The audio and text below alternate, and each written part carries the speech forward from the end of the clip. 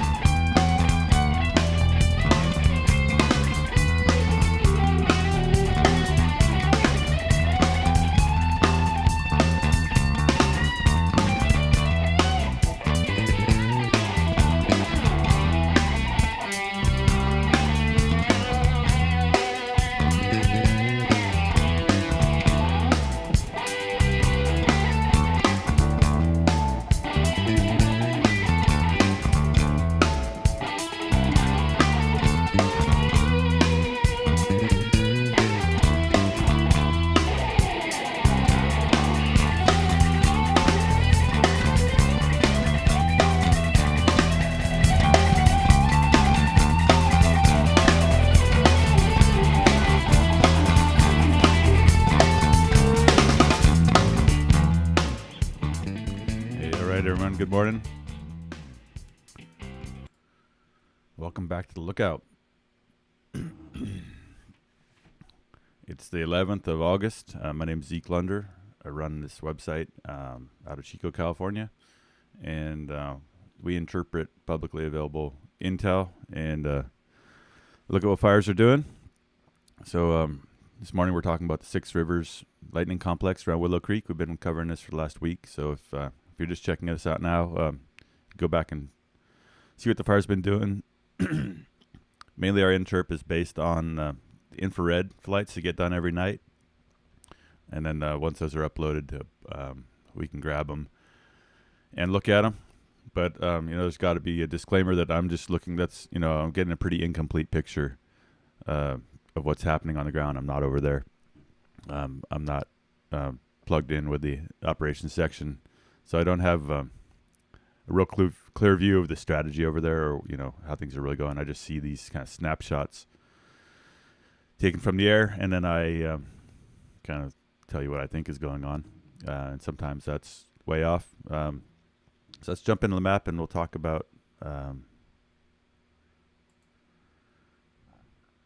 what's going on. Some interesting stuff happening over there.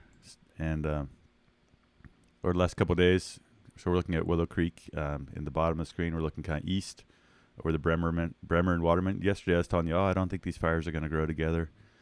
They're not moving much. But I wasn't informed on the strategy.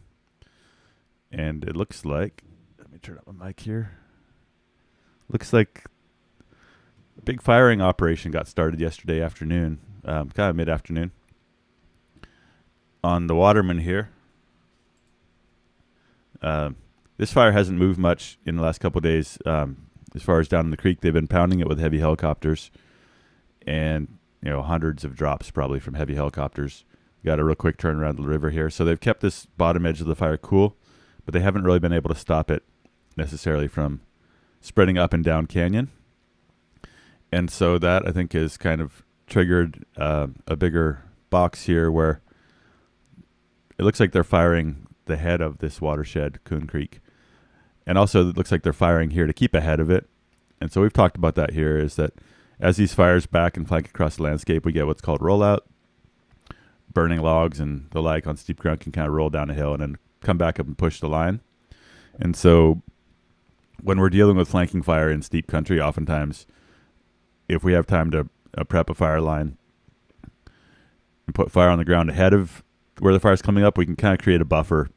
So if this fire rolls out into here and then makes a run back up at the line, we've got a buffer there, and it's not just pushing on, a ridge with no holding potential. So in general, if you're a firefighter, you like having fire on the ground because then you've got something to hold. You're not just standing out there in dry forest with nothing between you and the fire. So it's kind of the basic, when you hear people talk about fight fire with 1 foot in the black, that means bring fire with you as you go.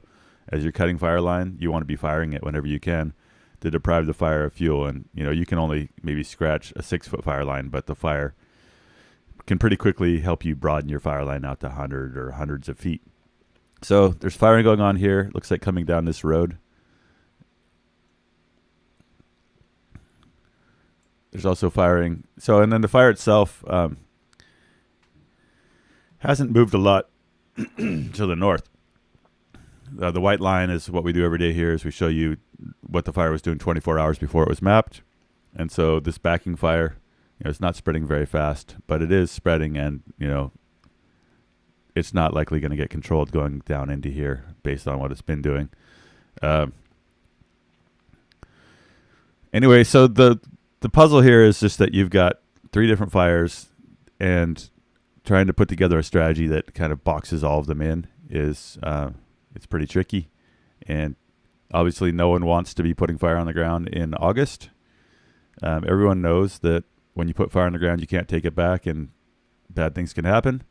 But also they don't have a lot of other options here for tying in the uphill side of this fire, which is pretty much inaccessible, getting in and containing this edge of the fire.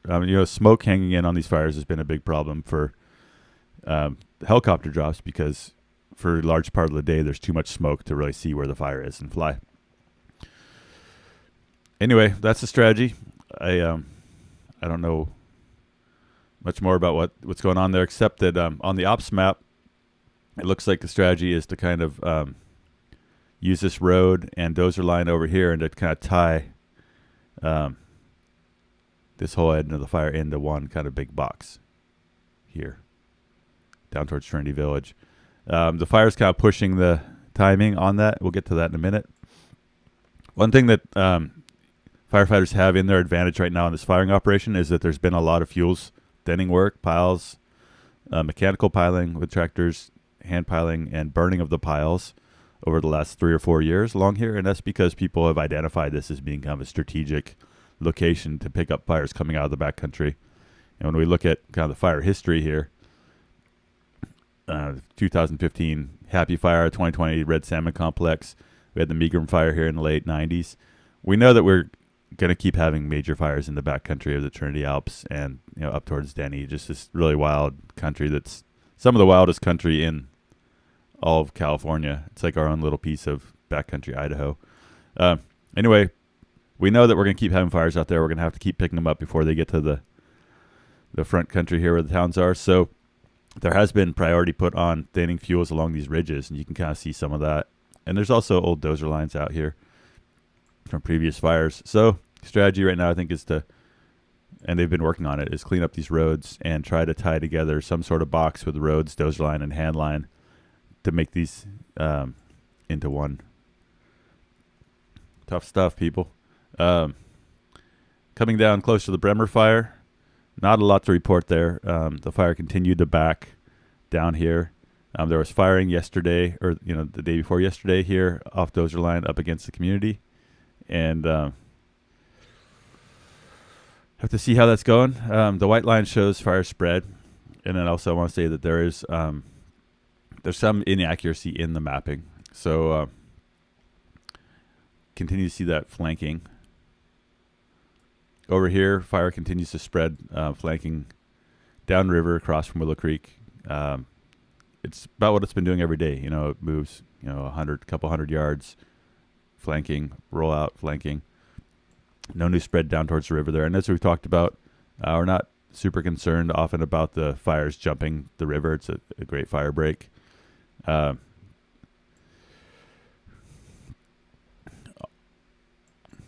Campbell Fire continues to kind of work its way up the slope.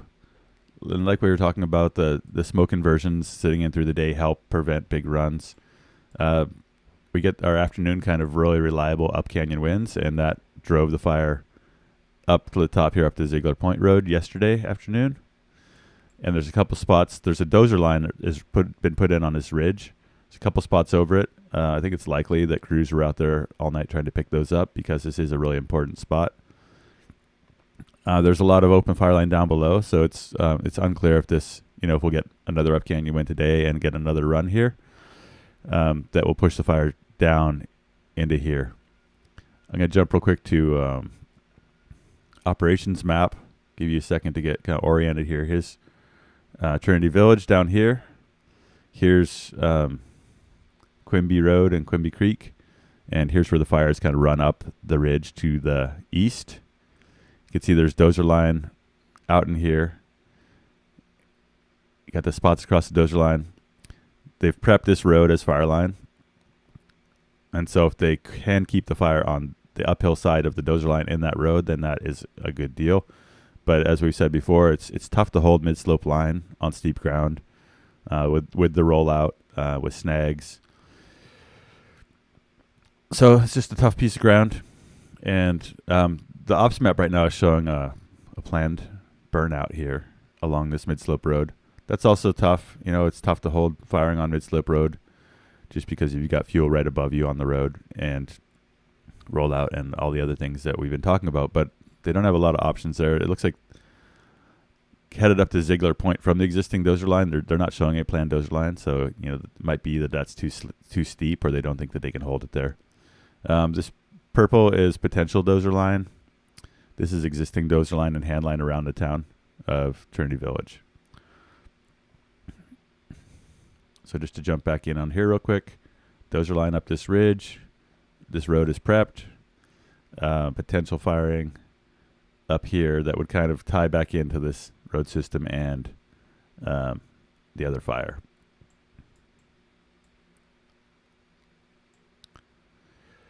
The thing to watch with all of this is just changes in the weather pattern. Right now we've had this stable weather pattern with the smoke laying in for a good part of the day, moderating fire behavior. If we keep having that, it's likely that we'll keep seeing a lot of backing and flanking fire. If we have a major kind of frontal passage in the big picture of California weather, that could stir things up. That could cause fire, the smoke to lift out earlier. When smoke lifts out earlier in the day, you've got more time in the afternoon for the fire to make a run. So keep your eye on the weather forecasts. I didn't have time to pull them yet. This team on this fire is not posting their incident action plan to the public website, which is it's a drag, right? There's a lot of good information in there that is useful to the public, including fire behavior forecasts, the detailed weather forecasts that the firefighters getting. So that's the kind of stuff that we really could use having out in the public. It tells you what's being done on each division. A lot of teams post those, so I would love to see a policy where people post the IAP on a regular basis. I know people are worried about cell phone numbers and everything getting out. It's like, well, take that page out or something. But I think there's no excuse really to not have this good tactical level information available to the public, especially in rural places like this where a lot of people know how to have had fire experience and know how to read that stuff. Free the IAP, people. Free the IAP. IAP is Incident Action Plan, and it's basically a document that's produced overnight every night, and all the crew bosses and everyone else on the line get a copy in the morning, and it tells you your radio frequencies, and it tells you your assignment and the strategy, tactics, weather forecast. It's really important information. Okay, over here, it looks like they're calling this all the Ammon fire, except the Charlie, because the Oak Fire and Ammon are one now. Oak won the battle and joined the party. Charlie hasn't moved much. You can see there's a little bit of growth out here, this white line that's burning out towards the road. No other, a little bit on the edges, but it's not moving much right now. Ammon fire pooched out a little bit here. So we're looking kind of west, uphill over the fire. Got this white line showing the growth. Little growth there, a little hot spot. You can see where the fires are kind of fingered together out here. Just kind of minor growth in just about every direction on this fire. The strategy here is they've painted the heck out of this ridge. And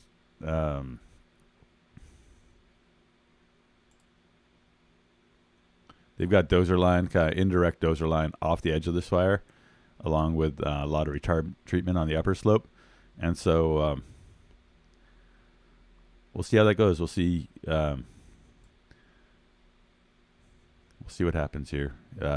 Looks like there's some firing getting started as we move up towards Spike Buck Mountain is on the top here. And this is a ridge there's been a lot of prep done on it. And it looks like they're carrying some fire out here and probably overnight. This imagery is taken pretty early in the evening, or not late at night. So I'm thinking that this firing is probably continued up here overnight. Fire isn't really, for how steep the topography is and everything else, I've been kind of surprised that this fire hasn't been running more each day up into this country. But it hasn't. Over here, there's some line in over here, and if you look at the growth on this, these spots that are showing out here, they haven't moved for a day and a half or 2 days. So there's a little kind of really minor growth on the head here. They're trying hard to hold it here at Friday Ridge, and they still might get away with it. There's been a ton of retardant prep done up here, and like we've been talking about for a couple of days, if the weather cooperates and we don't have big east winds pushing up the slope, they may hold it here. I don't like to get too predictive because it seems like that just sets up for disappointment. But that's right now the strategy is this is all painted in with a ton of retardant. This is painted with as much retardant as they get down on there, and there's dozer line where they can push it. So just on the map, you got a ton of retardant up here, ton of retardant down here. Dozer line where it's possible. Roads are prepped. They're carrying fire up through here. Another priority on this fire has really just been to keep it from crossing the creek here, and it hasn't for like almost a week. This fire has been down, kind of backing down the creek, and has not crossed there, which is great. On the north end, it's still been a little active. There's a creek here that it's kind of backed down into, and then on the other side of the creek, there's Dozer line. So here's a section that I said has been backing down to the creek. Hasn't moved much. The yellow shows where the fire's kind of cooling off. Red is where it's still intense, burning actively. So it continues to back down into the riparian here on this kind of north slope. I really have no idea what's gone on, if there's been firefighters in that riparian area or not. And then over here, there's Dozer line on the other side of the creek. And then pretty quick, you start to get into habitation over here. And then right after that, you get into this knob fire, 2021 knob fire. So as we talked about recently, it's like this recent fire, it buys a lot of advantage for people along the river here. This fire burning down the hill towards them has been cold on the edge for probably 4 days now. So it's increasingly less likely that this fire is going to spot over on this side. And they're protected on the uphill side pretty well by the fire scar from last year. So I'd say good news for people living in this corridor. Overall, the fire behavior we've been seeing hasn't been super aggressive. And so we'll just keep watching those weather forecasts. And, obviously there's a lot now new at play with this firing operation and this whole quadrant of the fire. It's like, this side of the fire for a long time, it seemed like potentially was going to be requiring kind of a big box because we can't get it up ahead of it, and it's got a lot of terrain to run. That's all for now. I had a good interview yesterday with Basho Parks, who's working with the Prescribed Fire Lower Trinity River Prescribed Burn Association. I've still got to edit that interview, but we talked about getting more fire on the ground, getting more people exposed to good fire. And I think the goal with a lot of this is like, how do we get to a point where we can have a fire like this and have burned in enough community safety that we don't have to evacuate everyone, that we don't have to have such a huge disruption, and that we don't have to live in such fear when these things are going on. It's natural to be afraid and really tense when you have to leave your home and there's a big fire burning. But I think one of the things about everyone having to leave is a lot of people don't get to see this really kind of moderate fire behavior as the fire backs down and slowly moves across the landscape. These were lightning fires. They behave a lot like lightning fires have for thousands of years. And another thing I'd say is that when you see a photo of the fire and these big flames torching big tall trees, just remember that was maybe the person might have sat there for 2 hours and then shared the photo that has the biggest flames. It's kind of something we tend to do. And that aren't that many people just out taking photos of smoke cloud of, just laid in where you can't see, or these little fires, little flames that are just licking along the ground, which is a lot of this. So just be aware of what people feed you. The media, I've been on fires that have been out for a couple of days, and the media is still playing a loop of the fire on the first day, just raging because they don't think anyone wants to see, footage of just a black brush field with no smoke, when that's actually what's happening. So don't believe the hype. These fires still have some potential, obviously, but we're also getting a lot of fire behavior that should be highlighted, I think, as I think the best hope is we get these things buttoned up, and then we've got this nice buffer all around Willow Creek that allows us to get more good fire on the ground, and it buys people some peace of mind for the next decade. And once we got these on the ground, we have to take advantage of them and work on maintaining these reduced fuel levels. Anyway, thanks for supporting the Lookout. We'll keep posting this kind of stuff as long as we can keep doing it. Good luck, everyone. And stay tuned for the interview with Basho.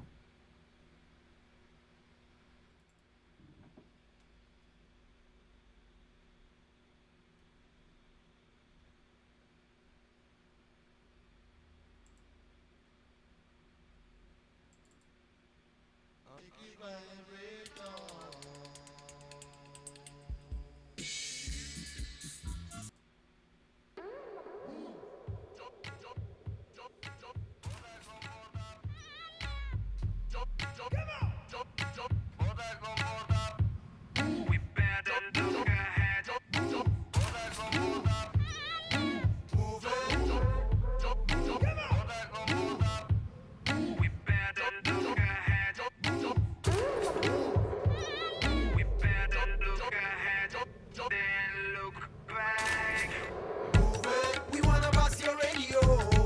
The ball shot like stereo. We move the train and carry over. Oh no no. One time let's give it all a go. Push it on up and let it blow. Might be the end, but you don't know. Oh no no.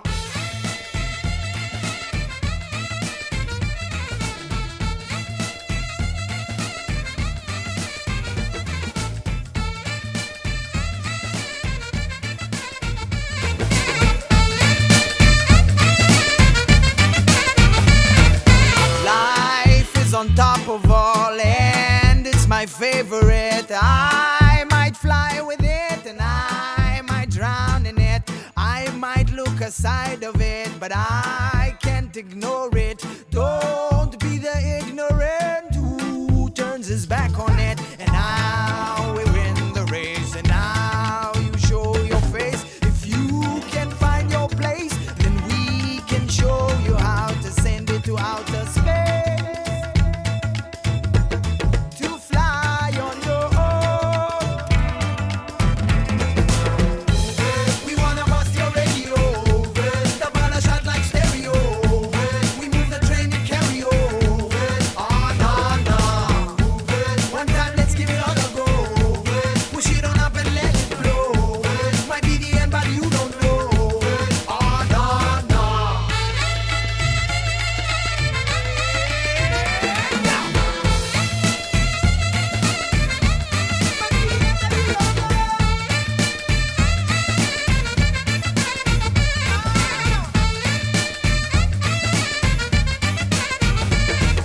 We move the train to carry on so you can skip the barrier and move it to your area so we can bust your radio and speak out to the speakers and scream out to the sleepers. They freak out when they hear us cause we make beats like gorillas. In this giant country jungle, the digital monkey's on a move. Talking straight, we never mumble. Making sure your dancing feet will move.